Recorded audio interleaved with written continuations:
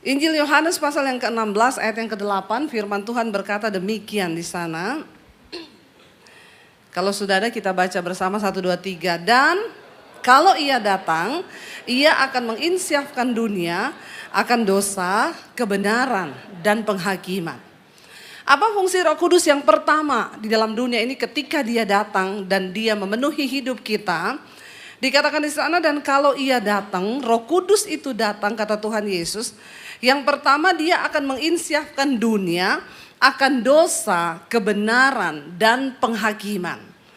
Saudara, ya, setiap hari ini kita diperhadapkan dengan yang namanya dosa. Bahkan setiap hari, ya, kita punya kemungkinan untuk berbuat dosa. Siapa yang tiap hari buat dosa? Angkat tangan. Ya, yang lain tidak ya? Yang tidak berdosa pulang saja. Ya, kita nih setiap hari punya kesempatan dan kita pasti berbuat dosa. Saya tidak berbicara dosa itu hanya kita selingkuh, kita bersinah, kita pukul orang, kita marah orang. No. Karena kita mau atau tidak di hidup ini, waktu kita bangun pagi saja, ya, kemarin ada orang bersaksi sama saya, Bu, saya itu sama anak saya galak, saya marah-marah sama anak saya. Saya berdoa, Tuhan beri saya kesabaran, saya pengen sabar. Begitu pagi hari dia dapat berita yang bikin emosi sehingga emosinya meledak. Dia bilang saya gagal lagi. Saya bilang sebenarnya itu enggak gagal. Waktu kau berdoa untuk minta kesabaran, maka Tuhan akan ketemukan kau dengan orang yang bikin emosi, amin. Iya, kan itu ujian toh. Saya bilang sebenarnya itu bukan kamu dicobai sama iblis, itu ya Tuhan izinkan karena kamu berdoa pengen sabar. Ya, kesabaran itu terbukti ketika kita ini berjumpa dengan orang yang bikin kita emosi. Kalau ketemu orang yang manis-manis semua kan kita enggak mungkin marah dong, bener enggak? Ya, tapi kan dalam hidup ini kita nggak bisa menentukan, hari ini aku pasti sukacita terus. Lalu kita pegang remote control istri kita remote ting, bikin aku seneng terus. Terus istri kita bangun pagi, halo Pak, apa kabar, makan apa, minum apa. Ya, kadang-kadang baru bangun aja bapak-bapak lihat istri sudah bisa. Kok curhat ya? Bapak-bapak bangun pagi, kadang-kadang lihat istri emosi nggak? Tolong yang saya tanya ini bapak-bapak bukan ibu-ibu. Ya. Kadang kita ini sudah pengen menjaga anak kita tiba-tiba bikin kita emosi. Roh Kudus itu diberikan untuk dikatakan dia itu akan menginsyafkan kita akan dosa. Dulu saya begitu, saya berdoa Tuhan saya ini orangnya pemarah. Saya berdoa Tuhan bikin saya ini jadi sabar dalam nama Yesus. Saya bangun pagi, adik saya bikin saya marah. Ya, karena saya belum menyadari hari itu saya keceplosan. Saya marah, saya maki-maki dia. Ya, tapi setelah itu Roh Kudus bilang, kamu tadi berdoa minta apa? Minta sabar kan? Ini ujian. Tapi kenapa kamu enggak lulus? Ya udah besok lagi. Ya, besok saya sudah mulai mengenal ini. Oh, kalau saya berdoa minta sabar, pasti yang datang orang yang bikin saya enggak sabar. Roh Kudus itu mengajarkan saudara. Jadi besoknya ketika saya berdoa minta sabar, adik saya bikin emosi, Roh Kudus bilang, jangan emosi, tahan. Harap tenang, ada ujian. Amin. Loh, kenapa kita dulu kalau ujian di papan tulis itu besar tulisannya harap tenang, ada ujian. Karena Alkitab berkata di dalam tinggal tenang itu terletak kekuatan kita. Ya, itu Alkitabiah saudara. Makanya bapak-bapak, ibu-ibu kalau lagi dalam pencobaan, enggak usah curhat kanan kiri, tulis saja besar-besar di dada begini, harap tenang, ada ujian. Supaya orang enggak usah banyak bertanya, ya. Roh Kudus itu akan menginsyafkan kita dari hal-hal yang dosa kecil, apalagi kalau kita melakukan dosa yang besar. Ya, orang bersinah, selingkuh, kepahitan itu apalagi kalau punya Roh Kudus, enggak mungkin orang itu betah selingkuh, enggak mungkin. Enggak mungkin kalau engkau punya Roh Kudus, engkau betah hidup dalam dosa terus homo, lesbi, engkau terus punya kepahitan, itu enggak mungkin. Orang yang punya Roh Kudus Tidak akan mungkin melakukan hal-hal itu, apalagi tinggal di dalamnya berhari-hari, bertahun-tahun, sudah si fix bahwa kamu tidak mengenal Roh Kudus dan Roh Kudus tidak ada dalam kamu. Makanya Yesus bilang, dunia tidak dapat menerima dia karena dunia tidak mengenal dia. Nah, kalau ada orang ngaku Kristen tapi hidup terus dalam dosa, persinahan, maki-maki orang, marah-marah orang, jelekin orang, fitnah orang, berarti tidak ada Roh Kudus dalam dirimu. Tidak ada alarm. Ya, kalau ada Roh Kudus, ya itu yang saya bilang. Saya marah sama suami aja, ya 10 menit itu nggak tahan. Roh Kudus gini di hati, ting ting ting ting ting, alarm bunyi. Nggak beres loh hatimu. Kenapa kamu marah sama suamimu? Cepet peluk suamimu, berdamai. Ya, kadang-kadang saya jengkel, kenapa sih? Ya kan dia yang salah. Cepet berdamai, nit, nyala terus saudara. Ya, sampai akhirnya saya melangkah, saya peluk suami saya, sayang, sorry ya, enggak usah marah-marahan lah kita, senyum-senyum aja ya. Dia bilang, dari tadi kek. Ya, baru itu tenang, alarm itu enggak bunyi saudara. Nah, sebagai orang Kristen, apakah saudara mengalami hal itu? Kalau saudara belum mengalami, bertanya lagi saudara. Sayang kalau kita hidup di dunia ini tapi kita enggak mengalami jamahan Roh Kudus. Baca bersama Roma pasal 8 ayat yang kelima mulai. Roma pasal yang ke-8 ayat yang kelima, firman Tuhan berkata di sana, sebab apa? Mereka yang hidup menurut daging memikirkan hal-hal yang dari daging. Mereka yang hidup menurut roh, huruf besar Roh Kudus, memikirkan hal-hal yang dari roh. Karena keinginan daging adalah maut, tetapi keinginan roh adalah hidup dan damai sejahtera. Sebab keinginan daging adalah perseteruan terhadap Allah karena ia tidak takluk kepada hukum Allah. Hal ini memang tidak mungkin baginya. Mereka yang hidup dalam daging tidak mungkin berkenan kepada Allah. Tetapi kamu tidak hidup dalam daging, melainkan dalam roh.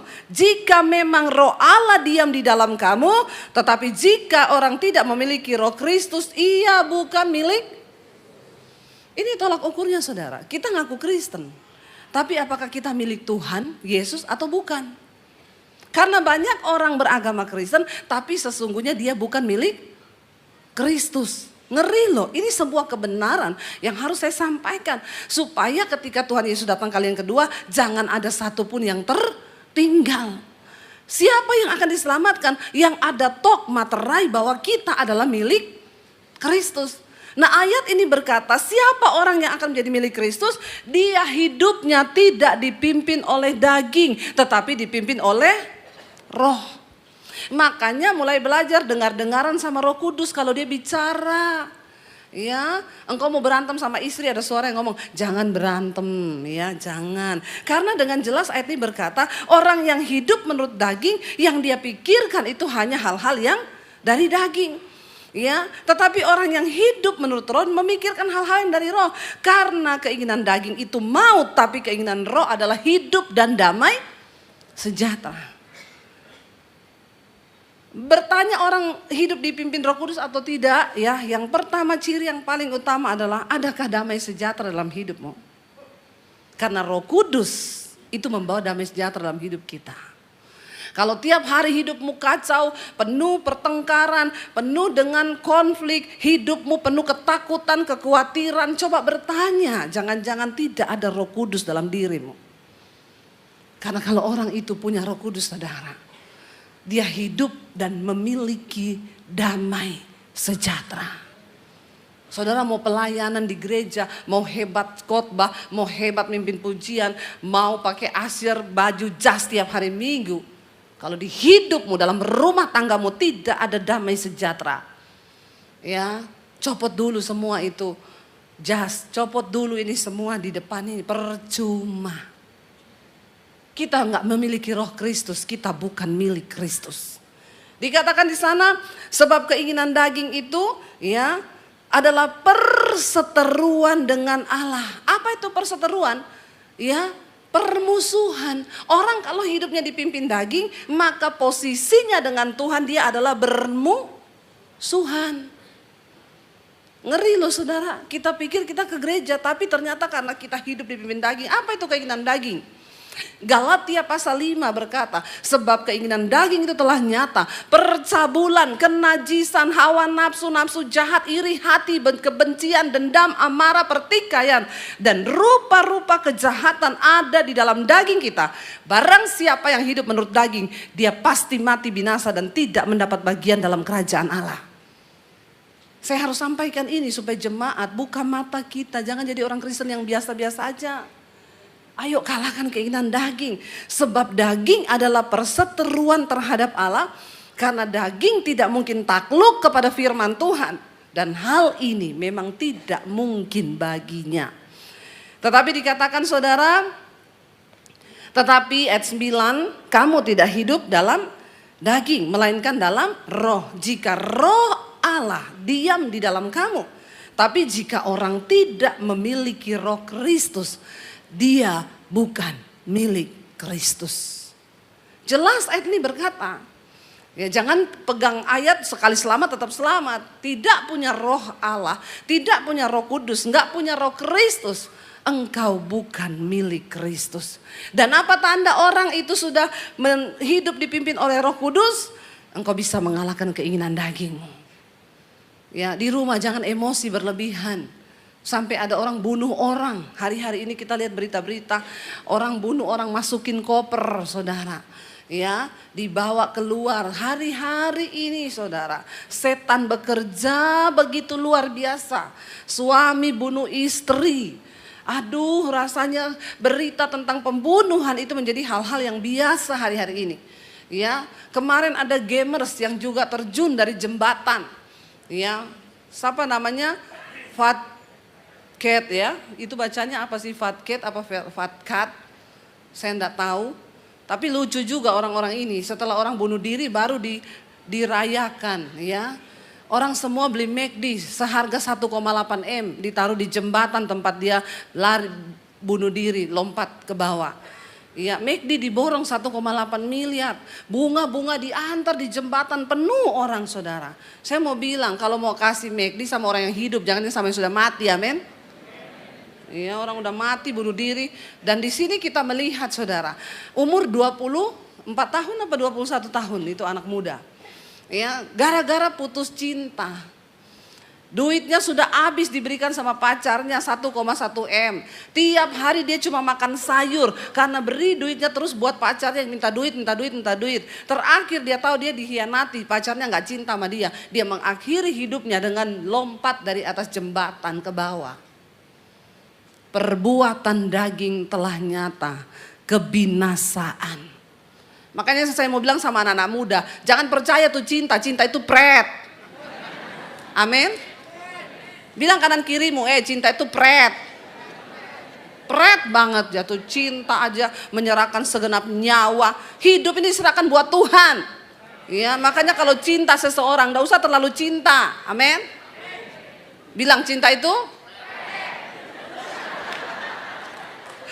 kok pretnya mantap sekali ya.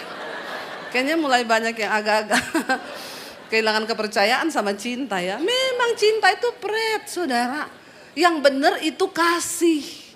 Makanya kau kalau cari pacar, cari yang mengasihimu, bukan yang mencintaimu. Cinta itu kalau ada abang uang, abang disayang. Tidak ada uang, abang di? Kok tahu? Pengalaman pribadi ya. Ya, jangan saudara. Ya, hanya cinta Tuhan bagi kita, hanya kasih itu cinta, kasih yang benar itu, yang mau berkorban. Ya, makanya yang muda-muda ini ya, kau baru pacaran kenal cowok udah minta duit langsung putus dalam nama Yesus. Itu berarti cowok matre. Ya, diuji lagi saudara, jangan sampai mencintai, terlalu mencintai. Akhirnya begitu merasa dihianati, bunuh diri. Kenapa kau gak punya Tuhan dalam hidupmu? Ya, tidak ada orang lain yang bertanggung jawab atas kebahagiaan hidupmu. Jangan taruh kebahagiaanmu kepada suamimu, kepada istrimu, kepada anakmu, kepada orang tuamu. Taruh kebahagiaanmu hanya kepada, karena orang tua bisa mengecewakan, anak bisa mengecewakan, suami bisa mengecewakan, istri bisa. Kita gak bisa kendalikan kan semua orang yang ada di sekeliling kita. Kita pengen anak kita ngikuti hidup kita, pengen dia ngikuti semua yang kita ngomong. Tapi ada saatnya anak juga akan memberontak. Karena dia punya proses hidup sendiri. Iya, tapi kau jangan terlalu stres. Belajar melepaskan dan merelakan itu kepada Tuhan. Makanya kasihi Tuhan Allahmu dengan segenap hatimu, dengan segenap jiwamu, dengan segenap kekuatanmu, dengan segenap uangmu. Jangan kasihi orang lain itu, saudara, sampai kau melupakan Tuhan. Orang sampai terlalu mengasihi orang, sampai bunuh diri itu kan menyia-nyiakan kasih Tuhan kan saudara. Ya, makanya saudara di sini kita belajar, ayo matikan keinginan daging. Ya, jatuh cinta itu anak-anak muda biasa aja, careless. Ya, enggak usah terlalu segenap roh, jiwa dan raga kau.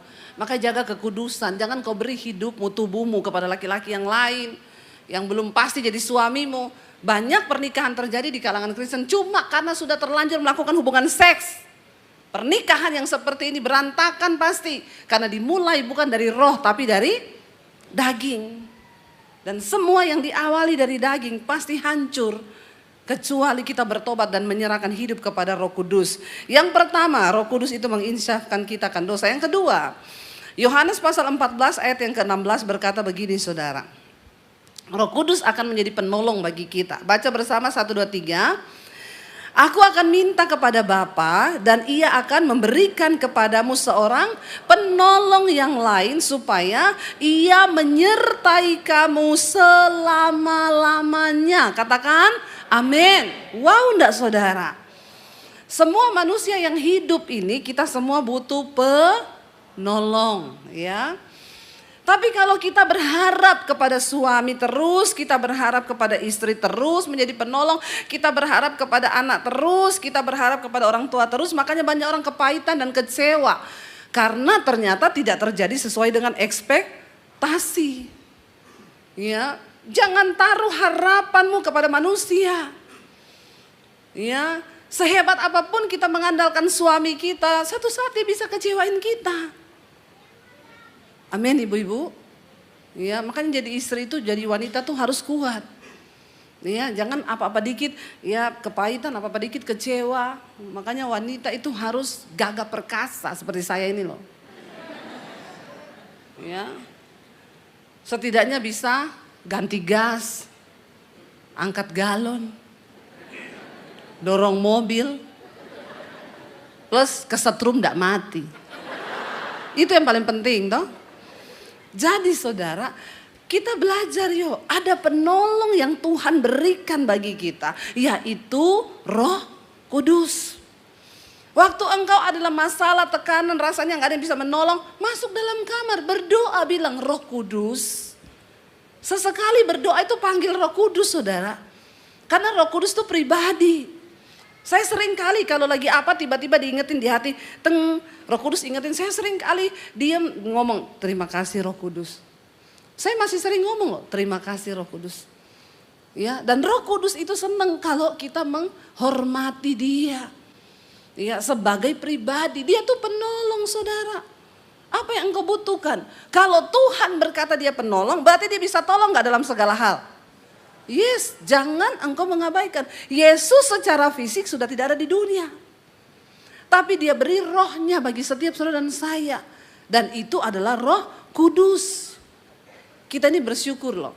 Makanya kadang orang lain bilang, apa itu agama Kristen? Allahnya 3, Tritunggal, Bapa, Anak, Roh Kudus.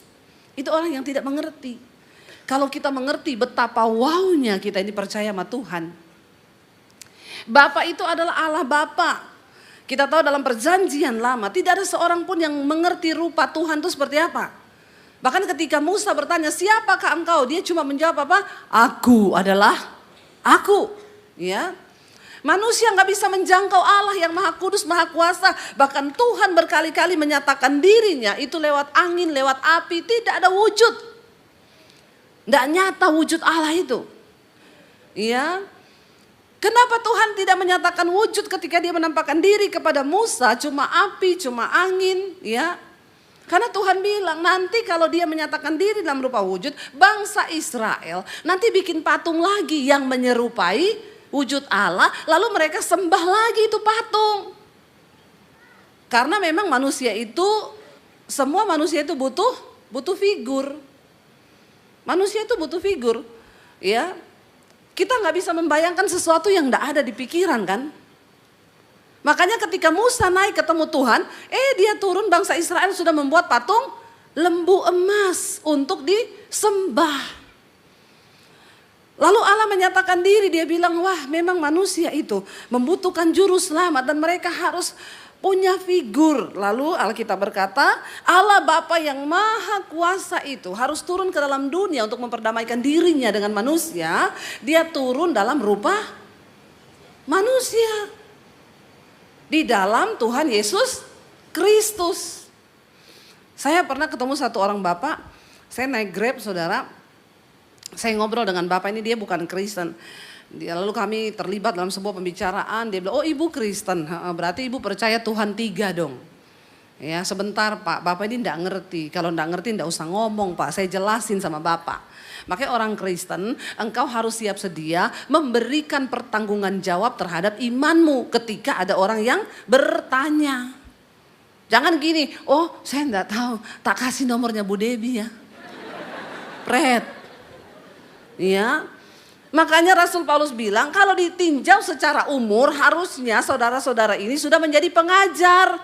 Tapi asas-asas dari kekristenan aja banyak yang belum mengerti. Kenapa? Karena ditanya, Bapak baca Alkitab, bagaimana mungkin? Membaca saja aku sulit. Nggak pernah baca firman. Nggak punya pengetahuan tentang Alkitab. Di luar sana banyak orang yang tidak mengerti dengan iman kita. Saudara, itu Alkitab bilang siap sedia memberikan pertanggungan jawab. Makanya belajar firman Tuhan. Saya bilang gini Pak, Bapak bilang, dia bilang, masa Tuhan jadi manusia? Saya bilang, Pak menurut Bapak Tuhan itu maha kuasa enggak? Iya maha kuasa.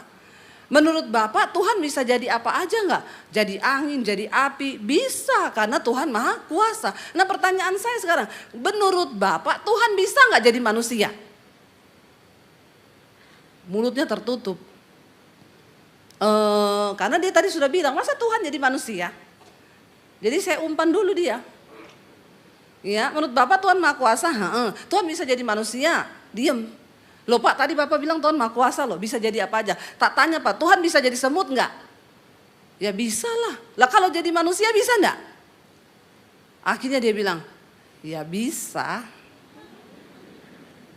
Ya bisa. Bapak tahu kenapa Tuhan harus jadi manusia Pak? Pak, kalau Bapak itu lihat ada semut ya, semut itu mau masuk di lubang api Pak. Bapak tegur semut itu ya, semut jangan lewat situ, kamu nanti masuk di lubang api semut. Dia ngerti nggak Bapak ngomong sama dia? Enggak, berarti kalau Bapak mau ngomong sama semut, Bapak harus jadi apa? Sekarang Bapak mengerti kenapa Tuhan harus jadi manusia. Pak, Tuhan kirim nabi-nabi, Tuhan bicara lewat api, Tuhan bicara lewat bencana, Tuhan bicara lewat peristiwa Sodom dan Gomora. Tidak ada satupun manusia yang bertobat. Tuhan kirim nabi, Tuhan kirim hamba-hambanya bicara, dibunuh semua nabi-nabinya Pak. Lalu Tuhan berpikir, aku sendiri yang harus turun ke dunia dan menjadi serupa dengan manusia supaya dia bisa ngomong. Kalau Bapak ngomong sama semut, ya enggak bisa semut ngerti kecuali Bapak jadi semut. Yesus datang ke dalam dunia, ia adalah Tuhan yang menjelma menjadi manusia yang pertama Pak untuk membayar kutuk dosa kita. Yang kedua dia kasih tahu nih loh jalan kebenaran itu adalah ini. Yesus mulai mengajar sebab hal kerajaan Allah itu seumpama orang yang menemukan sebuah ladang lalu dia pergi menjual segala miliknya untuk mendapatkan ladang itu karena dia tahu bahwa dalam ladang itu ada harta karun yang berharga.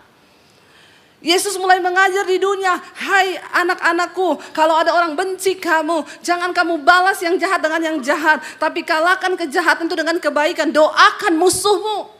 Itu ajaran yang Yesus bawa. Dan apa yang Yesus katakan, dia bilang semua itu berasal dari Bapa. Lalu ketika Yesus mati untuk menebus dosa saudara dan saya, dia naik ke surga. Karena memang Yesus bukan dari dunia, Yesus dari sorga. Dunia bukan tempatnya. Dia harus pulang ke sorga. Dan dia berkata, aku secara fisik sudah tidak ada, tapi rohku aku tinggalkan bagimu. Itu yang namanya pribadi ketiga, yaitu Allah Roh Kudus. Bayangkan kalau Yesus hanya dalam bentuk fisik, maka kita semua kalau mau ketemu Yesus harus pergi ke Yerusalem. Iya enggak? Ya, tapi karena Yesus naik ke surga, saudara nggak perlu pergi ke Yerusalem.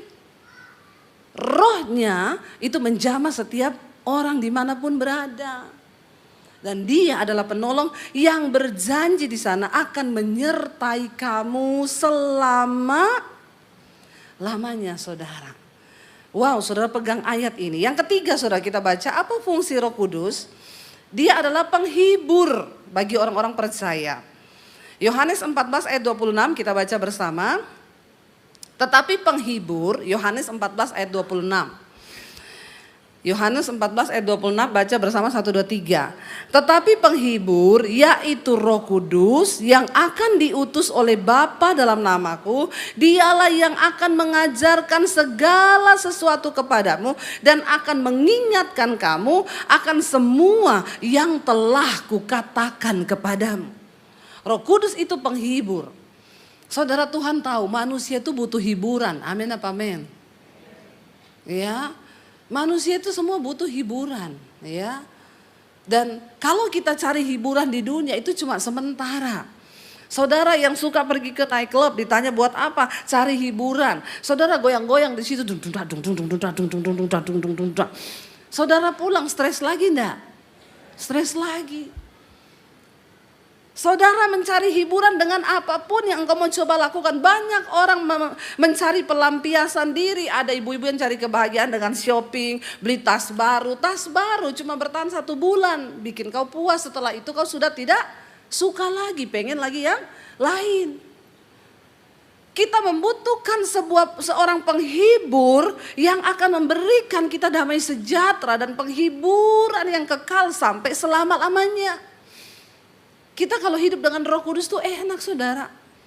Ya, selalu ada damai sejahtera karena ada seorang penghibur. Saudara dihibur sama lawak, saudara ketawa terbahak-bahak nonton ya, cah lontong, lontong sayur. Setelah itu stres lagi. Tapi dikatakan Roh Kudus, dia itu adalah penghibur yang akan kuutus, ya. Penghibur akan kuutus dari Bapa dan dia akan datang, saudara, yaitu dia itu ya Roh penghibur yang apa? Dia akan mengajarkan segala sesuatu kepadamu dan akan mengingatkan kamu akan semua yang telah kukatakan. Roh Kudus itu mengingatkan kita akan firman Tuhan. Kalau saudara punya Roh Kudus, saudara baca Alkitab, ayat itu nancep di hati. Nanti ketika satu kali engkau dalam masalah, lalu ayat itu bersuara dalam hatimu. Siapa yang menyuarakan itu? Roh Kudus. Ya, lalu kita, oh iya ya Tuhan, terima kasih. Waktu kita mengalami, kenapa makanya saudara sering dengar orang kesaksian. Waktu itu bu saya sudah begini. Tiba-tiba ada suara yang ngomong. Kan aku udah ingetin toh mengucap syukur dalam segala perkara. Itu Roh Kudus, saudara. Dia itu penghibur, ya. Ibu-ibu, ketika engkau merasa suamiku ini kok berubah ya. Sekarang dia lebih pentingkan pekerjaan, aku ini di rumah sendiri ditinggal gini. Ayo punya hubungan yang intim dengan Roh Kudus. Dia penghibur. Kita akan ada damai sejahtera, saudara. Dan penghiburan yang dari Roh Kudus itu penghiburan bukan yang dari dunia. Ada satu sukacita yang sampai pada kekekalan. Makanya orang yang hidup dekat dengan Roh Kudus, hidupnya pasti luar biasa. Walaupun ada masalah, walaupun difitnah, walaupun digini, dia tetap bisa bersukacita karena ada Roh penghibur. Kita semua di dunia ini akan mengalami perkara-perkara yang akan membuat kita bersedih, ada air mata. Tapi kalau ada Roh Kudus, kita memang mengalami masalah, tapi Roh Kudus akan menghibur kita. Dan bukan cuma itu, dia akan mengingatkan setiap apa yang sudah Yesus katakan kepada kita. Kenapa ketika Yesus mati, Thomas akhirnya tidak percaya lagi kepada Yesus. Mereka lupa semua yang Yesus katakan. Kenapa ketika Yesus akhirnya ditangkap, Petrus kemudian menyangkal Yesus? Sebab waktu itu mereka belum ada Roh Kudus. Ya, mereka tidak ingat semua yang Yesus katakan. Ingat kisah 2 orang murid yang waktu Yesus mati mereka pulang ke kampung mereka. Di tengah perjalanan mereka, Yesus menampakkan diri tapi mereka tidak tahu kalau itu Yesus. Lalu Yesus tanya, kalian mau kemana? Mau pulang kampung. Kenapa kalian mau pulang kampung? Mereka bilang sama Yesus, hello, kayaknya cuma kamu satu-satunya orang di sini yang gak tahu apa yang terjadi di Yerusalem. Kenapa? Itu loh Yesus. Orang yang kami puji-puji, dia melakukan mujizat, dia melakukan banyak hal. Dia dibunuh sama ahli-ahli Taurat. Ya, lalu Yesus bilang, loh bukankah itu dulu dia sudah ngomong waktu dia bersama-sama dengan kamu? Tapi karena tidak ada Roh Kudus, murid lupa semua. Kalau kau tidak ada Roh Kudus, firman kau lupa. Biar saya khotbah sampai berbusa di sini 1,5 jam. Karena dalam hidup pun tidak ada Roh Kudus, kau pulang kau lupa itu firman. Sering kan begitu? Kita pulang ditanya sama anak, Pak tadi ayatnya khotbahnya apa ya Bu Debi? Tahu, lupa. Nah itu, tanda-tanda itu. Ya. Tapi kalau ada Roh Kudus dalam diri kita, dia mengingatkan firman yang kita dengar. Dia mengingatkan Alkitab yang kita baca. Makanya saudara, tiap hari bacalah firman Tuhan. Supaya banyak perbendaharaan dalam hati kita. Yang itu akan diingatkan Roh Kudus sesuai kebutuhanmu ketika engkau mengalami masalah. Kita ini sudah tidak ada Roh Kudus, tidak pernah baca firman. Ya makanya hidup keok terus. Hidup persoalan terus, tertekan terus, ruwet terus. Karena kita kurang mengandalkan Roh Kudus. Roh Kudus itu Roh Allah loh. Dia yang akan memerdekakan kita saudara. Dia menuntun kita, bahkan dia mengajarkan banyak hal kepada kita. Lalu saudara yang terakhir dikatakan di sana, ya, kita baca bersama bahwa Roh Kudus itu akan memberikan kita kuasa untuk menjadi saksi Kristus. Buka Kisah Para Rasul pasal yang pertama ayat yang ke-8, ya. Kisah Para Rasul yang pertama ayat yang ke-8. Firman Tuhan berkata di sana 1, 2, 3. Tetapi kamu akan menerima kuasa kalau Roh Kudus turun ke atas kamu. Dan kamu akan menjadi saksiku di Yerusalem dan di seluruh Yudea dan Samaria dan sampai ke ujung bumi. Tidak main-main loh saudara. Ayat ini berkata, kalau Roh Kudus turun ke atas kita, yang pertama kita menerima kuasa. Wow, enggak itu? Kuasa itu diberi oleh Tuhan bagi kita loh. Iya, sayang sekali banyak orang Kristen tidak memakai kuasa itu yang diberikan. Karena kita tidak menerima Roh Kudus. Engkau akan menerima kuasa. Ini Tuhan yang ngomong, bukan saya yang ngomong. Ini Yesus yang ngomong. Tapi engkau akan menerima kuasa kalau Roh Kudus turun ke atas kamu. Dan kamu akan menjadi saksiku di Yerusalem. Pertama-tama dimulai dari Yerusalem. Lalu sampai ke Yudea dan Samaria. Dan sampai ke ujung bumi. Kenapa banyak orang Kristen takut bersaksi? Karena tidak ada Roh Kudus dalam dirimu. Orang kalau punya Roh Kudus, dia selalu rindu menceritakan tentang Tuhan. Coba kalau seluruh jemaat ini dipenuhi Roh Kudus, lalu engkau punya roh ya yang rindu untuk bersaksi. Kau ketemu orang siapa aja kau pengen cerita tentang Tuhan. Ya, waktu kita duduk makan kita ngomong tentang Tuhan. Dimanapun kita cerita tentang Tuhan. Kepada anak-anakmu engkau akan bercerita tentang Tuhan. Karena hidupmu dipenuhi Roh Kudus. Saya selalu kalau sama anak-anak di mobil, di rumah, di meja makan, saya selalu bilang, Dek ingat ya, Tuhan itu hidup. Itu perkataan Roh Kudus saudara. Setiap hari kau berkumpul dengan anakmu, apa yang kau ceritakan? Hello? Ya, ceritakan firman Tuhan. Roh Kudus memampukan kita untuk menjadi kesaksian. Saudara lihat, Petrus adalah seorang pecundang ketika dia belum dipenuhi Roh Kudus. Waktu Yesus ditangkap, Petrus bilang, aku tidak kenal dia.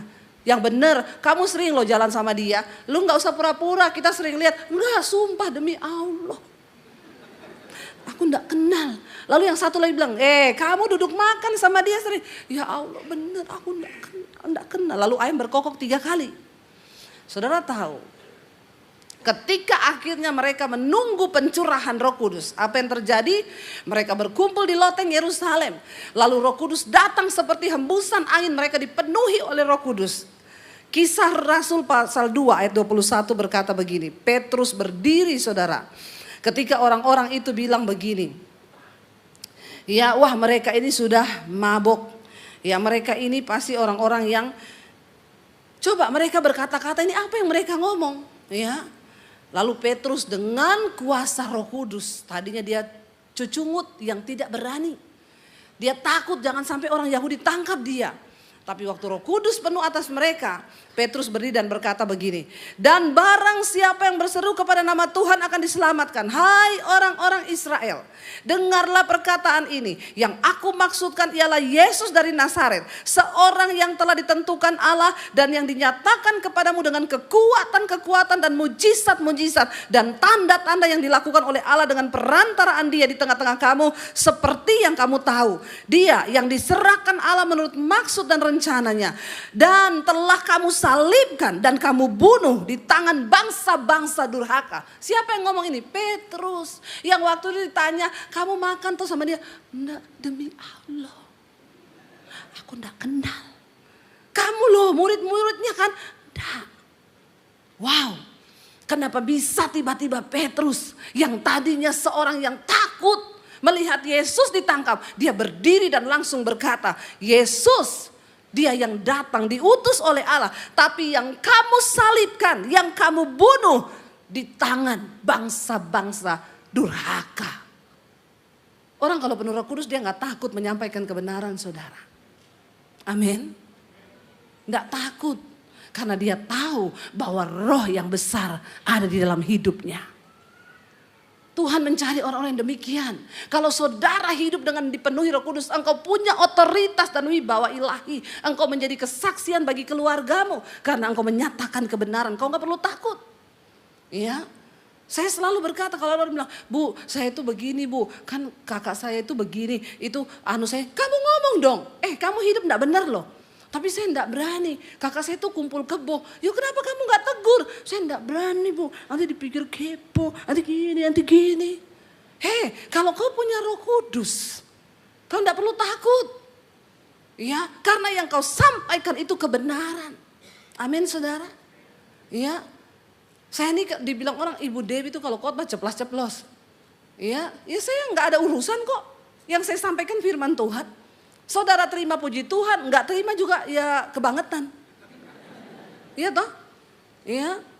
Saya enggak pernah peduli. Mau orang kaya, mau orang miskin, mau siapapun saudara. Emang gue pikirin. Kebenaran adalah kebenaran. Harus disampaikan. Tidak perlu ada yang ditutupi. Kalau Roh Kudus ada dalam diri, tiba-tiba loh Petrus berdiri. Langsung dibilang, kamu. Yang tadinya sembunyi, ketakutan. Mereka bersembunyi di loteng ketika waktu Yesus ditangkap. Tapi tiba-tiba Roh Kudus penuh. Dia berdiri dan dia tunjuk semua itu orang-orang di situ. Kamu orang-orang yang durhaka. Pasti teman-temannya gue jawabin, buset nih Petrus. Ya, berani banget dia ngomong begitu.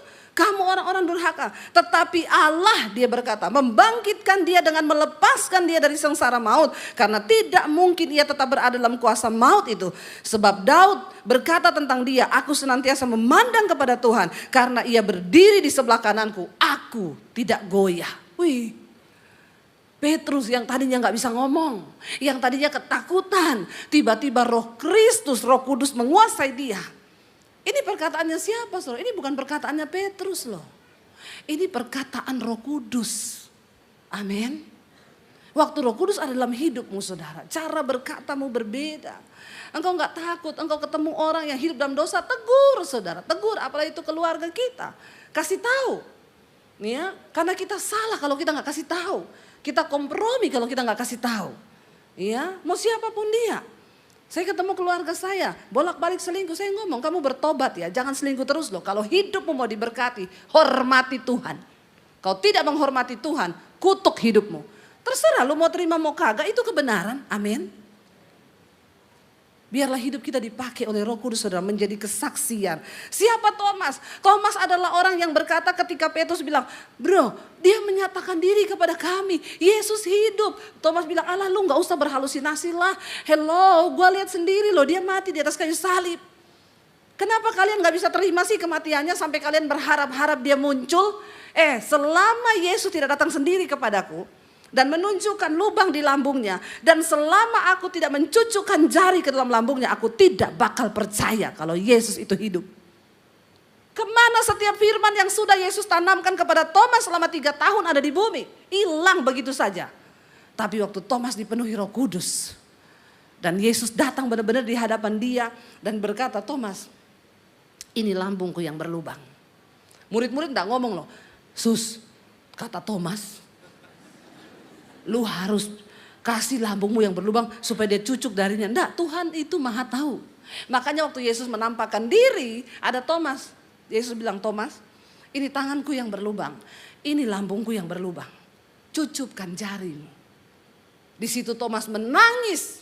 Dan dia berkata, ampuni aku Tuhan. Ketika mereka menunggu di kamar loteng untuk mereka dipenuhi Roh Kudus, apa yang terjadi? Saudara tahu, Thomas itu pergi ke daerah Iran dan Irak. Ke daerah India. Dia memenangkan kota demi kota. Dia bersaksi tentang nama Yesus. Thomas yang bawa Injil masuk. Pertama kali di Iran, di Irak, dan beberapa gereja dibangun atas dasar pelayanan Thomas di sana. Bukan cuma itu, sampai akhirnya Thomas mati sebagai martir bagi nama Tuhan Yesus. Katakan, amin. Roh keperkasaan ada dalam diri mereka. Mereka semua rata-rata mati dibunuh menjadi martir. Waktu Roh Kudus penuh atas hidup kita, tidak ada yang perlu kita takuti di dunia ini, saudara. Karena roh itu lebih besar dalam diri kita.